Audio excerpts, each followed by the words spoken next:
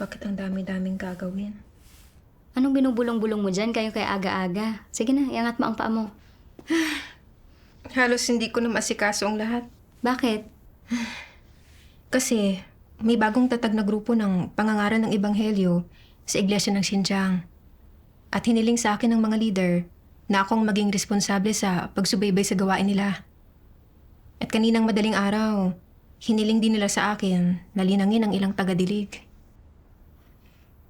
Maaring medyo mas maging abala at nakakapagod na umako ng mas maraming gawain. Pero, hindi ba't magandang bagay na linangin ang mga taong ito para mas maaga nilang maako ang sarili nilang gawain? Oo, alam ko yan. Pero kasi, kahit gawin ko pa ng maayos ang gawain, hindi naman sa akin ibibilang ang mga resulta. At kakain ito ng maraming oras ko na ikakaantala naman ng pangunahin kong gawain. Ano sa tingin mo? Kaya pala ayaw mong umako ng mas maraming gawain dahil sa mga lihim na iniisip mong yan. Hindi mo ba naiisip na masyadong makasarili ang ganyang pag-iisip?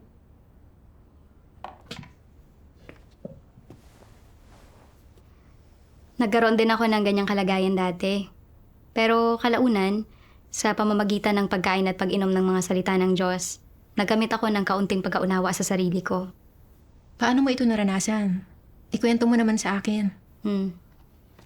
Kilala mo si Yang Chen, di ba? Pinangangasiwaan namin ni Yang Chen ang gawaing nakabatay sa teksto sa Iglesia ng Yingguang. Noong kalagitnaan ng Setyembre 2024, nagpadala ng liham ang mga lider na nagsasabing si Sister Zhao Xue mula sa Iglesia ng Chenshin ay bagong halal bilang supervisor para sa gawaing nakabatay sa teksto roon. Pero hindi pa raw siya pamilyar sa iba't ibang aspekto ng gawain at sa mga prinsipyo ng pagsusuri ng mga sermon. Kaya tinanong nila kung pwede kaming maglaan ng oras para tumulong sa paggabay sa kanya. Dahil kung malilinang daw siya agad, magiging kapaki-pakinabang ito sa gawain ng iglesia. Sa isip-isip ko, abala na nga kami sa pangunahin naming gawain. Kaya hindi ba't mas makakakain pa ng oras namin ang pagtulong na gumabay kay Zhao Xue? Kung bumaba ang pagiging epektibo ng gawain namin, hindi ba sasabihin ng mga lider na hindi namin natupad ng maayos ang mga tungkulin namin? Saka, hindi ko naman pangunahing gawain ang paggabay sa kanya. At kahit maging epektibo pa ang gawain niya, hindi naman kami pupurihin ng mga nakatataas na lider.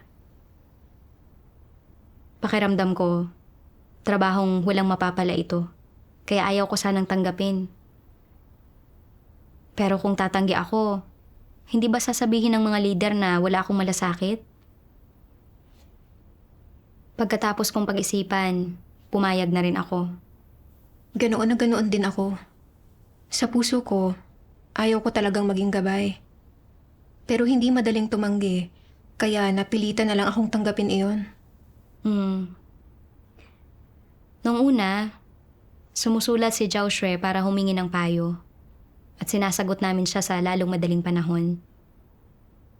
Noong ika-25 ng Setyembre, nagpadala sa amin si Zhao Xue ng isang sermon para suriin.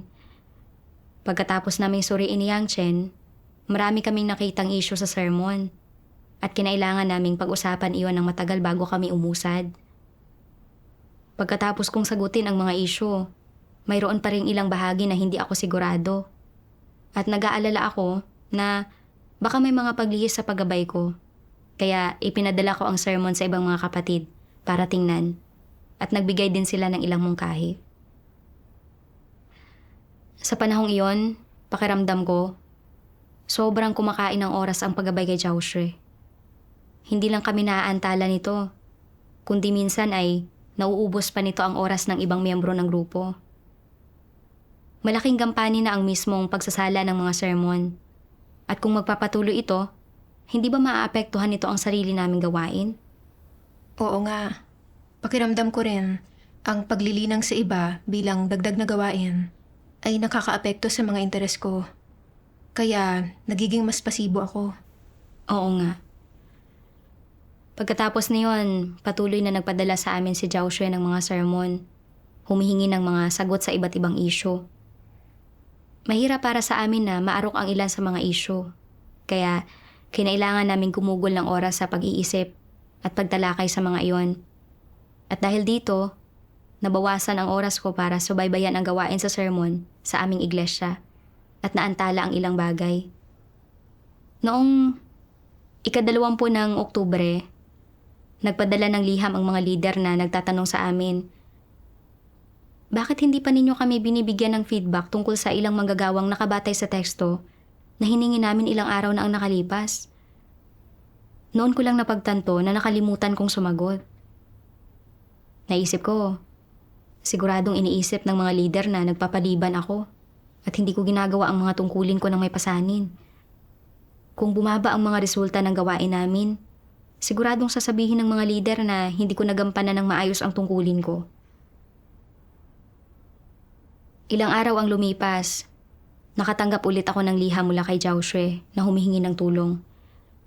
Medyo sumama ang loob ko dahil dito. At naramdaman kong maapektuhan ng paggabay sa kanya ang pangunahin kong gawain, na hindi ito sulit at na isa itong abala. Napagtanto kong hindi tamang kaisipan ko, kaya nagdasal ako sa Diyos. Hinihiling sa Kanya na gabayan akong ayusin ang aking kaisipan. Binasa ko ang mga salita ng Diyos. Sabi ng makapangyarihang Diyos, tanging ang mga nagmamahal sa katotohanan at nagtataglay ng katotohanang realidad ang kayang humakbang pasulong. Kapag hinihingi ito ng gawain ng sambahayan ng Diyos at kapag ang hinirang na mga tao ng Diyos ay nangangailangan, matapang at may obligasyon silang tumitindig sa tungkulin upang magpatotoo sa Diyos at magbahagi tungkol sa katotohanan. Inaakay ang kanyang hinirang na mga tao papunta sa tamang landas na nagbibigay daan sa kanila na magkamit ng pagpapasakop sa gawain ng Diyos. Ito lamang ang saloobin ng pagkakaroon ng responsibilidad at pagpapamalas ng pagpapakita ng pagsasaalang-alang para sa mga layunin ng Diyos. Kung wala kayong ganitong saloobin at pabasta-basta lang na gumawa, at iniisip ninyong, gagawin ko ang mga bagay na nasa saklaw ng aking tungkulin, ngunit wala na akong pakialam sa iba pa. Kung may itatanong ka sa akin, sasagutin kita kung maganda ang lagay ng kalooban ko. Kung hindi naman, hindi kita sasagutin. Ito ang saloobin ko. Ito ay isang tiwaling disposisyon, hindi ba? Ang pagprotekta lamang sa sariling katayuan, reputasyon at pagpapahalaga sa sarili, at ang pagprotekta lamang sa mga bagay na may kaugnayan sa mga pansariling interes. Pagprotekta ba ito sa isang makatarungang layunin? Pagprotekta ba ito sa mga interes ng sambahayan ng Diyos? Ang nasa likod ng mga hamak at makasariling motibong ito ay ang disposisyon ng pagiging tutol sa katotohanan. Amen. Mukhang ibinubunyag ko ang pag-uugaling inilantad ng Diyos. Ginagawa ko lang ang mga bagay na kapaki-pakinabang sa sarili kong pride at katayuan. Hindi ko isinasapuso ang mga bagay na walang kinalaman sa sarili kong interes. At ayaw kong umako ng responsibilidad. Yun pala, ang nasa likod ng mga makasariling motibong ito ay ang disposisyong tutol sa katotohanan. Mula sa mga salita ng Diyos, nakita ko na ang mga taong taus-pusong nananampalataya sa Diyos at nagmamahal sa katotohanan ay may pasanin at responsibilidad sa kanilang mga tungkulin. Kahit na mga pangangailangan ito ng gawain ng iglesia o may mga kapatid na nangangailangan ng tulong, kaya nilang tuparin ang kanilang mga responsibilidad.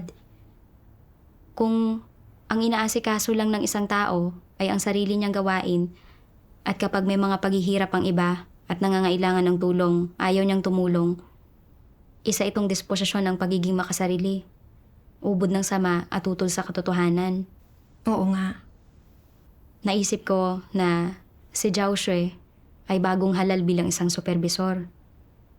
Hindi siya pamilyar sa gawain at hindi pa niya gaanong naarok ang mga prinsipyo. Dahil nagtatanong siya sa amin Siguradong nakakaranas siya ng mga paghihirap sa gawain. At dapat sana ay ginawa ko ang lahat para gabayan at tulungan siya. Oo nga. Pero ang gusto ko lang ay asikasuhin ang sarili kong gawain.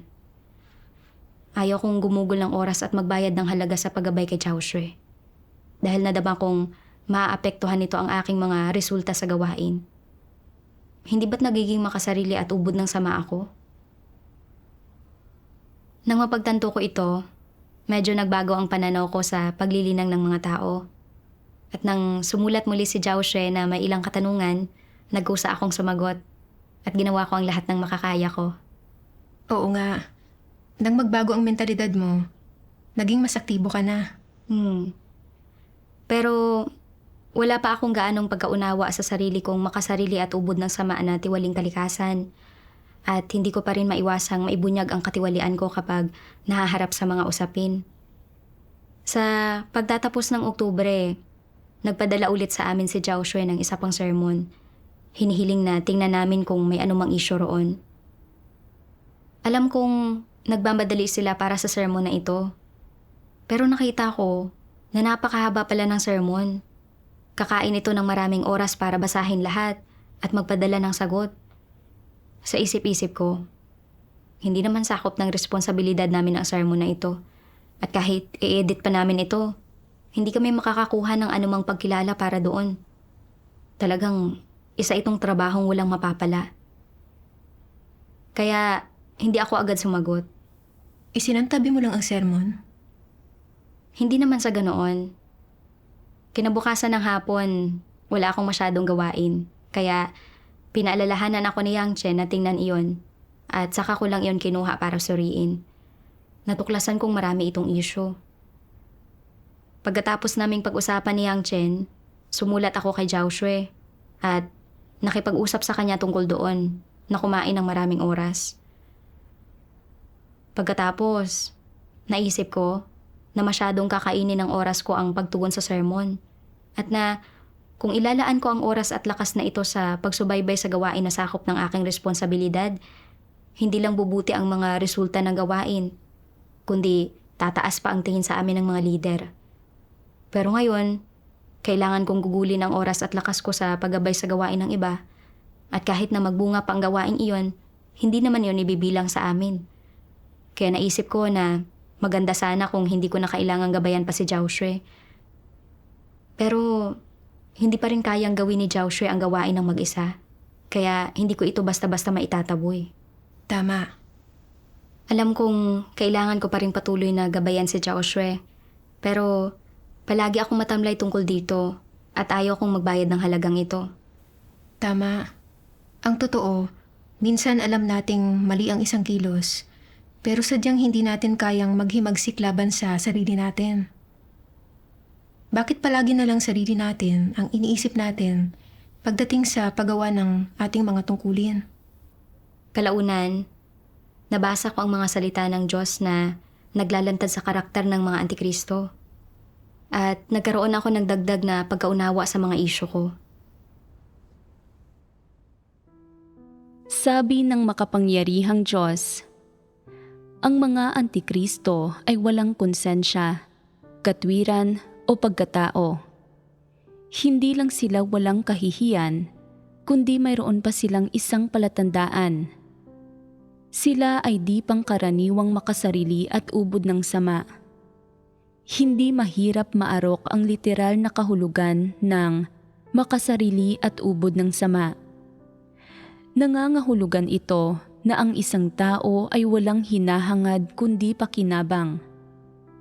Kung may kinalaman ang isang bagay sa sarili nilang interes, ibubuhos nila ang kanilang puso rito. Magdurusa sila at magbabayad ng halaga para dito at mamumuhunan sila ng pag-iisip at lakas dito.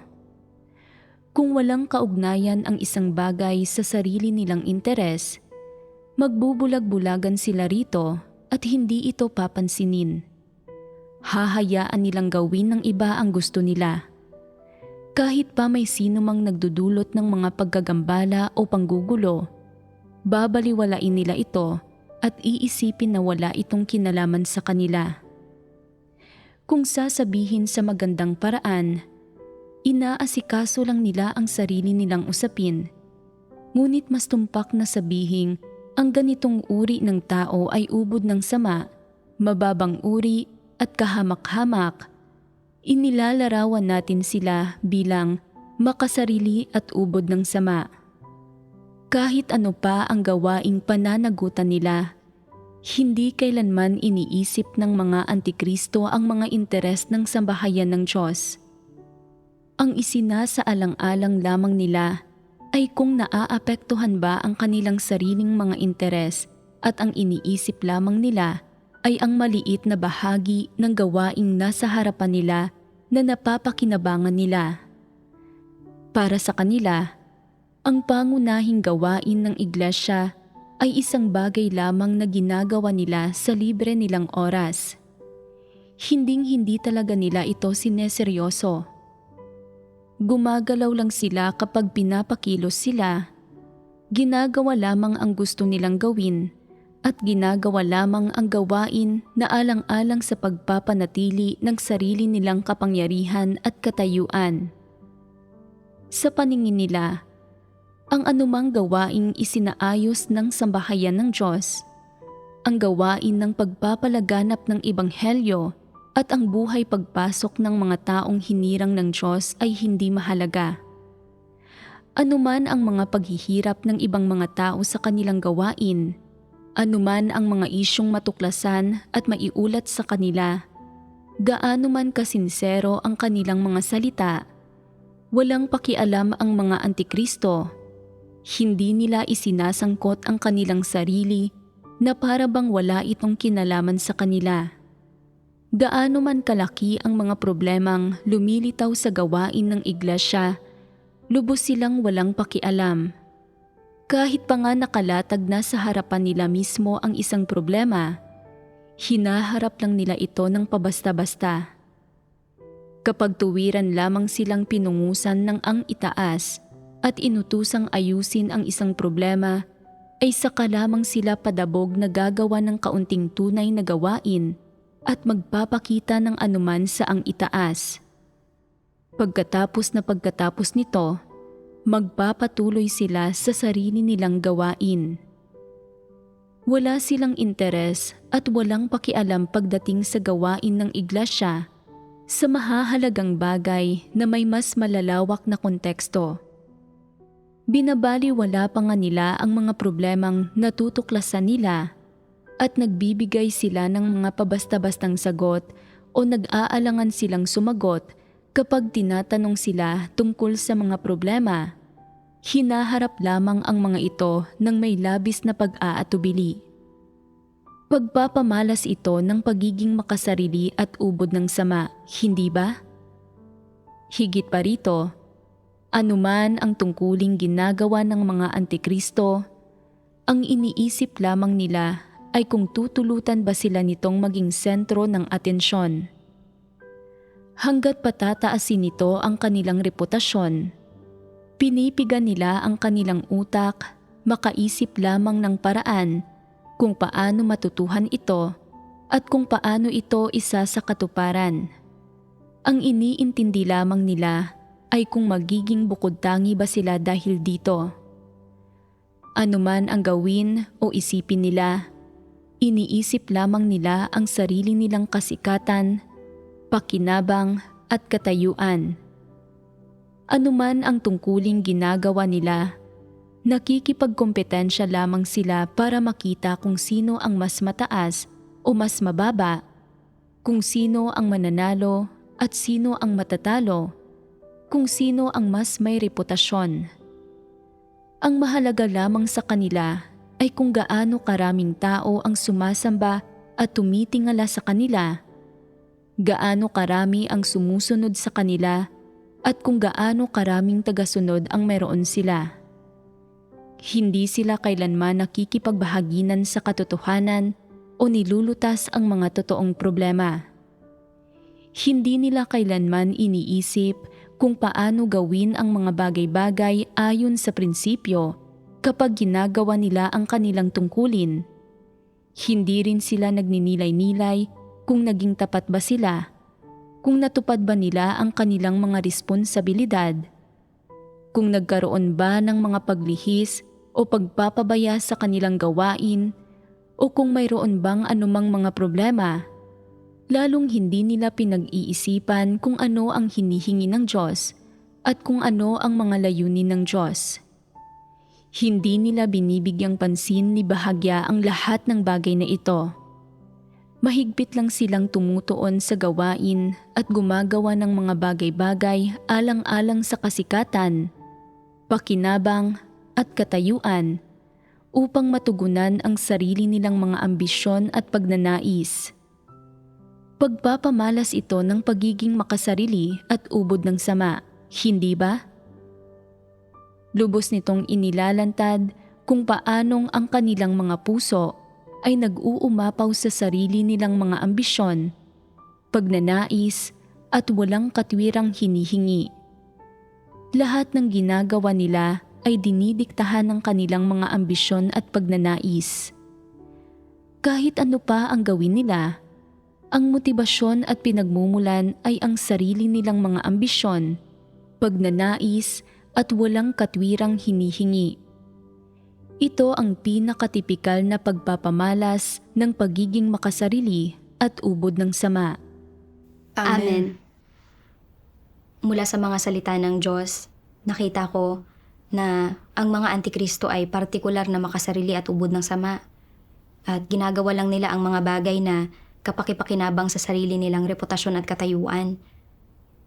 Itinuturing nilang mga pangalawahing gampanin lang ang mga bagay na hindi kapakipakinabang sa sarili nilang reputasyon at katayuan.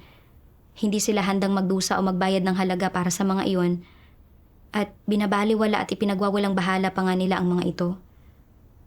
Kailangan nilang pangalagaan ang sarili nilang reputasyon at katayuan. Kahit na mga hulugan pa ito na mapinsala ang gawain ng iglesia. Ang landas na tinatahak nila ay landas ng paglaban sa Diyos. Tama. Ganitong-ganito ako umasal kapag ginagabayan ko si Joshua. Pakiramdam ko, hindi yun sakop ng aking responsibilidad. At alam kong kakain ng maraming oras at lakas ang paggabay sa kanya ng maayos. Na kahit magbunga pa ang gawain niya, hindi naman yun ibibilang sa akin. At hindi rin ako makakatanggap ng anumang papuri mula sa iba. Kaya ayaw kong magbayad ng halaga. Naisip ko, sa halip na gabayan siya, mas mabuting gugulin ko na lang ang mas maraming oras sa pagsubaybay sa gawaing sakop ng aking responsibilidad. Sa ganitong paraan, hindi lang bubuti ang mga resulta ng gawain, kundi tataas pa ang tingin sa akin ng mga lider. Kaya matamlay ako pagdating sa paggabay kay Joshua. Kahit na sinasagot ko ang mga tanong niya, nagpapaliban ako. Alam ko na kasi simula pa lang ni Joshua sa pagiging isang supervisor at na hindi pa siya gaanong pamilyar sa gawain. Ni hindi pa niya naarok ng maayos ang mga prinsipyo. Pero ayaw kong magbayad ng halaga para tulungan at suportahan siya. Talagang makasarili at ubod ng sama ako. Namumuhay ako ayon sa mga satanikong lason na huwag kumilos kung walang gantimpala at ang bawat tao para sa kanyang sarili at bahala na ang iba. Sa paggawa ng anuman, isinasaalang-alang ko kung personal ba akong makikinabang dito. At handa lang akong maglaan ng oras at magbayad ng halaga para gawin ito kung may mapapala ako. Nakita ko na hindi ko talaga tinutupad ang tungkulin ko para palugurin ang Diyos, kundi sa halip ay kumikilos ako para sa kapakanan ng sarili kong reputasyon at katayuan. Oo nga. Sa mga mata ng Diyos, hindi ko talaga ginagawa ang aking tungkulin, kundi sa halip ay nagsasagawa ako ng sarili kong proyekto at tinatahak ko ang landas ng isang antikristo. Sa huli, hindi lang sa hindi ko matatanggap ang pagsang-ayon ng Diyos, kundi kasusuklaman at ititiwalag pa niya ako. Nang mapagtanto ko ito, ginusto kong magsisi agad sa Diyos at huwag nang mamuhay ayon sa aking makasarili at ubod ng sama na tiwaling disposisyon. Kaya, paano mo nabago ang kalagayan mo? Isang araw, sa aking mga devosyonal, nabasa ko ang isang sipi ng mga salita ng Diyos at nilinaw nito kung paano gagawin ng maayos ang mga tungkulin ng isang tao. Tingnan natin ito ng magkasama. Sige. Sabi ng makapangyarihang Diyos, sabihin mo sa akin, paano dapat gumawa ang mga tao ng mga makatarungang gawa at sa anong kalagayan at kondisyon nila dapat gawin ito para makonsidera ito na paghahanda ng mabubuting gawa. Sa pinakamababa, dapat mayroon silang positibo at maagap na saloobin at habang ginagawa ang kanilang tungkulin, dapat silang maging tapat, dapat magawa nilang kumilos ayon sa mga katotohanang prinsipyo at pangalagaan ang mga interes ng sambahayan ng Diyos. Ang pagiging positibo at maagap ang susi. Kung palagi kang pasibo, problema ito. Para bang hindi ka kasapi ng sambahayan ng Diyos at hindi mo ginagawa ang iyong tungkulin, na para bang wala kang pagpipilian kundi gawin ito para kumita ng sahod dahil hinihingi sa iyo ng tagapag-empleyo na gawin ito. Hindi mo ito ginagawa ng kusa, kundi napakapasibo. Kung hindi lang sangkot ang mga interes mo, talagang hindi mo ito gagawin. O kung walang nagsabi sa iyo na gawin ito, tiyak na hindi mo ito gagawin. Kung gayon, ang paggawa ng mga bagay sa ganitong pamamaraan ay hindi paggawa ng mabubuting gawa. Kaya napakahangal ng mga ganitong tao. Pasibo sila sa lahat ng ginagawa nila. Hindi nila ginagawa kung ano ang naiisip nilang gawin, ni ginagawa kung ano ang kaya nilang maisakatuparan gamit ang kanilang oras at lakas. Naghihintay lang sila at nagmamasid. Problema ito at sobrang kahabag-habag. Bakit ko nasasabi na labis itong kaawa-awa? Una, hindi naman sa hindi sapat ang kakayahan mo. Ikalawa, hindi naman sa kulang ang karanasan mo. Ikatlo, hindi naman sa wala kang mga tamang kondisyon para gawin ito. Taglay mo ang kakayahan na gawin ang gawaing ito at kung gugugulin mo ang oras at enerhiya, magagawa mo ito. Pero hindi ka gumugugol, nabibigo kang maghanda ng mabubuting gawa. Labis itong nakakapanghinayang. Bakit ko sinasabi na nakakapanghinayang ito? Ito ay dahil kung magbabalik tanaw ka rito pagkalipas ng maraming taon, makakaramdam ka ng pagsisisi at kung gusto mong bumalik sa taon na iyon, sa buwang iyon at sa araw na iyon para gawin ang gawaing iyon, nagbago na ang mga bagay-bagay at lumipas na ang oras na iyon. Hindi ka makakakuha ng pangalawang pagkakataon na gaya niyon. Kapag lumipas na ang pagkakataong iyon, lumipas na ito. Kapag nawala na ito, nawala na ito. Kung mapapalampas mo ang mga kasiyahan ng laman gaya ng pagkain ng masasarap na pagkain o pagsuot ng magagandang damit, hindi ito gaanong mahalaga. Dahil hungkag ang mga bagay na ito at ang mga ito ay walang anumang epekto sa iyong buhay pagpasok o sa iyong paghahanda ng mabubuting gawa o sa iyong hantungan. Gayunpaman, kung ang isang bagay ay nauugnay sa saloobin at pagsusuri ng Diyos sa iyo o maging sa landas na nilalakaran mo o sa hantungan mo, ang mawala ng pagkakataong magawa ito ay labis na nakakapanghinayang. Ito ay dahil mag-iiwan ito ng isang mansya at magdudulot ng mga pagsisisi sa iyong landas ng pag-iral sa hinaharap at sa buong buhay mo ay hindi ka na kailanman magkakaroon ng isa pang pagkakataon para makabawi rito. Sa kabaligtaran, kung gagampanan mo ng maayos ang iyong tungkulin, mauunawaan ang katotohanan at malulutas ang mga problema, makakaramdam ka ng kapayapaan at kapanatagan sa iyong puso at hindi mo bibigoin ang Diyos. Sa harap ng Diyos, magkakaroon ka ng pananalig at makakaasal ka ng taas noo. Kung hindi mo natupad ang iyong tungkulin at palagi kang pabasta-basta, kung gayon, kahit pa wala kang naidulot na anumang kawalan, mag-iiwan ang pagsalangsang na ito ng habang buhay na pagsisisi sa iyong puso. Ang pagsalangsang na ito ay magiging tulad ng isang walang hanggang itim na butas. Sa tuwing maiisip mo ito, makakaramdam ka ng pasakit at pagkabalisa, isang pighati na tumatagos sa puso. Hindi lang sa hindi ka magkakaroon ng kapayapaan o kagalakan, kundi sa kabaligtaran, sasamahan ka ng pasakit ng pagsisisi at pagpapahirap sa buong buhay mo at hindi na ito kailanman mabubura. Hindi ba't isa itong walang hanggang pagsisisi? At paano naman mula sa perspektiba ng Diyos? Ginagamit ng Diyos ang mga katotohanang prinsipyo para ilarawan ang usaping ito. Kaya ang kalikasan nito ay higit na mas malubha kaysa sa nararamdaman mo. Amen. Amen. Mula sa mga salita ng Diyos, napagtanto ko na sa pamamagitan lamang ng pagsunod sa mga hinihingi ng Diyos na gawin ang tungkulin sa paraang positibo at may pagkukusa, pagsasaalang-alang sa mga layunin ng Diyos at pagtataguyod sa gawain ng Iglesia, tunay na magagawa ng isang tao ang kanyang tungkulin at makapaghahanda siya ng mabubuting gawa.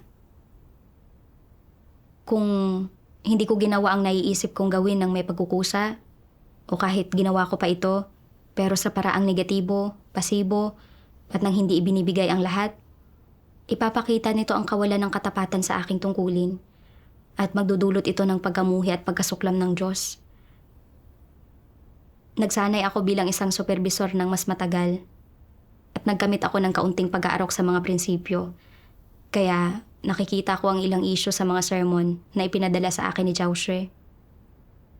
Bagamat mas komplikado ang ilang problema at nangangailangan ng mas maraming oras, nabigyang linaw rin ang mga iyon pagkatapos ng talakayan. Pero napagtanto ko na kinakain ng pag-aasikaso sa mga isyong ito ang malaking bahagi ng oras ko. At naantala nito ang pagsubaybay sa sarili kong gawain. Naging dahilan ito para bumagal ang pag-usad ng gawain ng aming iglesia. Nag-alala ako na kung magpapatuloy ito, bababa ang pagiging epektibo ng aming gawain at makakaapekto ito sa aking reputasyon at katayuan. Sa makatwid, ayaw ko nang ipagpatuloy ang paggabay kay Joshua. Nakita ko na sa aking tungkulin, ang isinasaalang-alang ko lang ay ang sarili kong pride at katayuan, na wala akong pasanin para sa gawain ng paglilinang sa iba.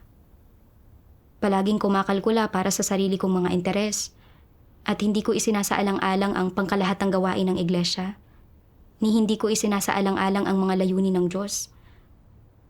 Hindi ba't ang ginagawa ko ay pareho lang sa ginagawa ng mga walang pananampalataya? Talagang binigo ko ang Diyos.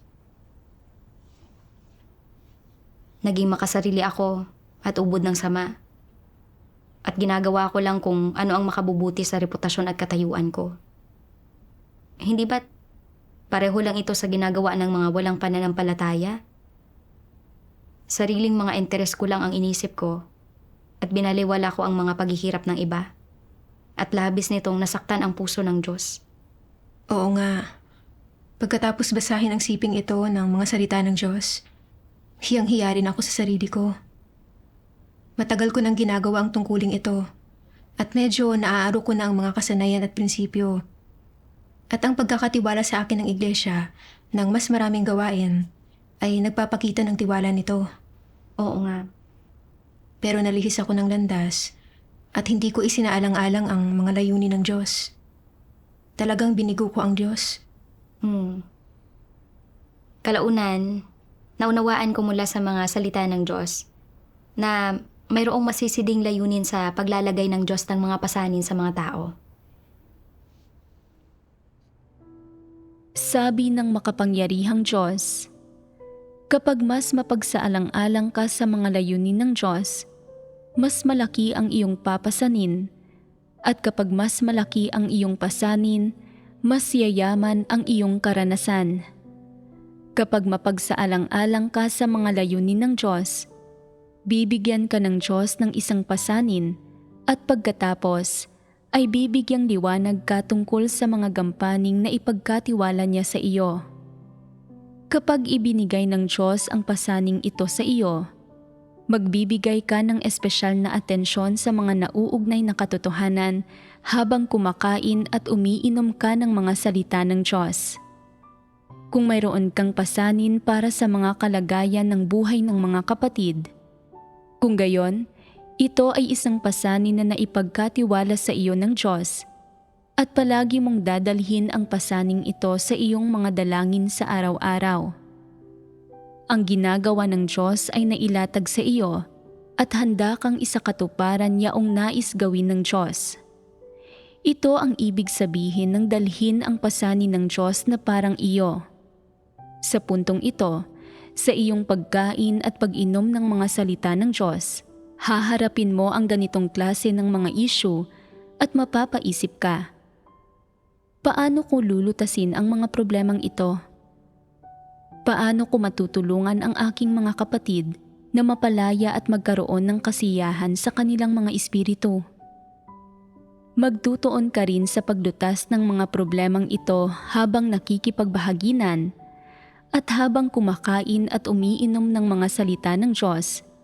Magtutuon ka sa pagkain at pag-inom ng mga salitang nauugnay sa mga isyong ito. Sa pamamagitan ng pagkain at pag-inom ng mga salita ng Diyos nang may pakiramdam ng pasanin, nauunawaan mo ang kanyang mga hinihingi at pagkatapos ay magiging mas malinaw ang daan pasulong para sa iyo. Ito ang kaliwanagan at pagtanglaw ng banal na espiritu na dumarating kapag mayroon kang pasanin at ito rin ang gabay ng Diyos para sa iyo. Bakit ko sinasabi ito?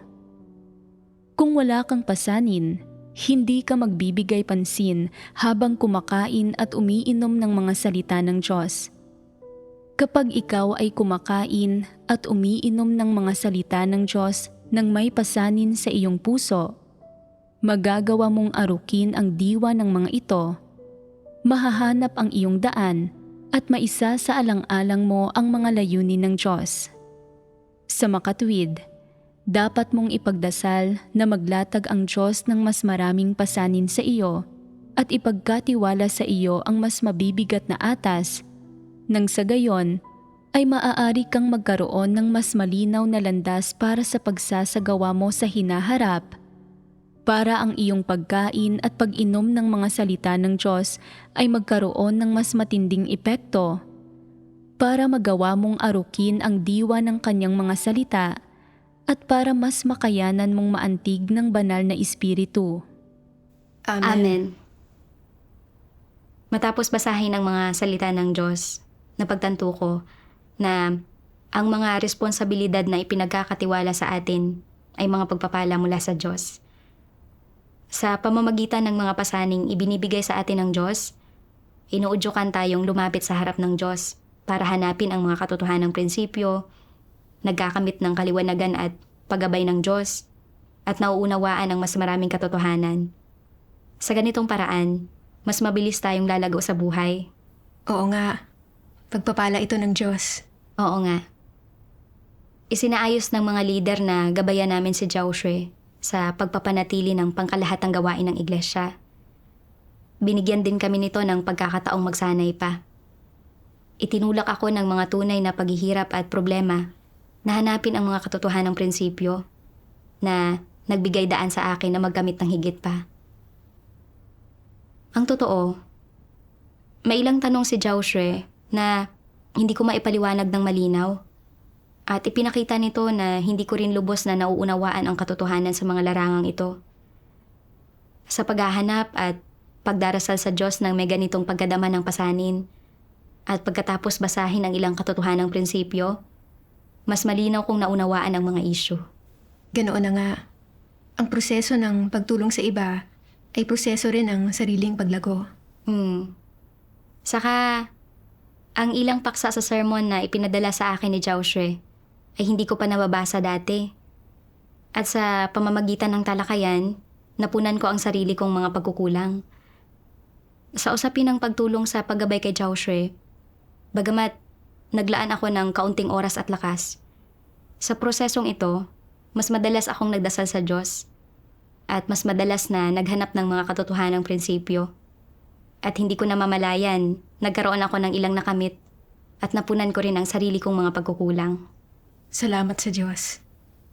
Tunay kong naranasan na ang mga pasanin ay talagang mga pagpapala mula sa Diyos. At napagtanto ko na hindi ko na dapat ituring na abala ang paglilinang sa iba. Malaki ang sakop ng responsibilidad ni Joshua.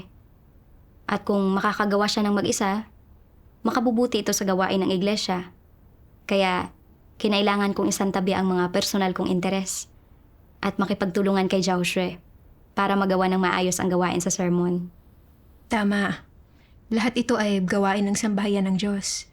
Kaya dapat walang sayo o sakin. At kapag may mga problema, dapat lang tayong tumulong. Ito ang tumutugon sa layunin ng Diyos. Oo nga. Kalaunan, sinadya kong isantabi ang mga personal kong interes. Pinakalma ko ang aking puso para pagnilayan ang mga isyu sa mga sermon at tinalakay ko kay Joshua ang mga isyong nakapaloob sa mga iyon. Unti-unti, sa pamamagitan ng pagninilay at pagsagot sa mga isyu sa mga sermon, mas naging malinaw sa akin ang mga prinsipyo sa pagtatasa ng mga sermon at nagbigay sa akin ng ilang bagong kabatiran ang mga sermon ng iba. Talagang biyaya ito ng Diyos. Oo nga. Pagkatapos, napaisip ako kung dapat ko bang ibuod ang mga isyu sa mga sermon kamakailan para kay Joshua. Sa ganitong paraan, maiiwasan niya ang mga ito sa susunod. Tama. Mas magiging kapaki-pakinabang ito para mapabuti ang kalidad ng mga sermon. Pero naisip ko, marami na akong oras na ginugol sa pakikipagtalakayan sa kanya tungkol sa sermon. At kung ibubuod ko pa ang mga issue at ipapaalam ang mga detalye, kakain pa ito ng mas maraming oras. Hindi ba't maaantalan nito ang sarili kong gawain? Sapat na siguro ito. Napagtanto kong nagiging makasarili at ubod ng sama ako at sinusubukang idaan sa madali ang lahat. Tama. Tahimik akong nagdasal sa Diyos. Naghihimagsik laban sa aking sarili. At itinuro ko kay Joshua ang mga problema at paglihis na natuklasan namin. Sa pagsasagawa sa ganitong paraan, naramdaman kong panatag ang aking puso. Pagkatapos, nagpadala sa amin si Joshua ng ilang sermon na mahirap arukin. At isinantabi ko ang mga personal kong interes. At nakipag-ugnayan ako kay Joshua. Kalaunan, habang ginagabayan si Joshua, naglaan din ako ng oras para subaybayan ang gawain sa sermon na sakop ng aking mga responsibilidad. Noong Nobyembre, mas marami pa ang bilang ng mga sermon na isinumite ng aming iglesia kaysa noong Oktubre. At hindi naging dahilan ang pagtulong kay Joshua para bumaba ang pagiging epektibo ng gawain. Salamat sa Diyos sa kanyang biyaya. Salamat sa Diyos. Sa pakikinig sa pagbabahagi mo, alam ko na rin kung paano magsagawa ngayon. Hindi ko dapat ituring na abala ang paglilinang sa iba. Kailangan kong panghimagsikan ang aking laman, isagawa ang katotohanan, at gawin ng maayos ang gawain ng paglilinang sa iba. Salamat sa Diyos.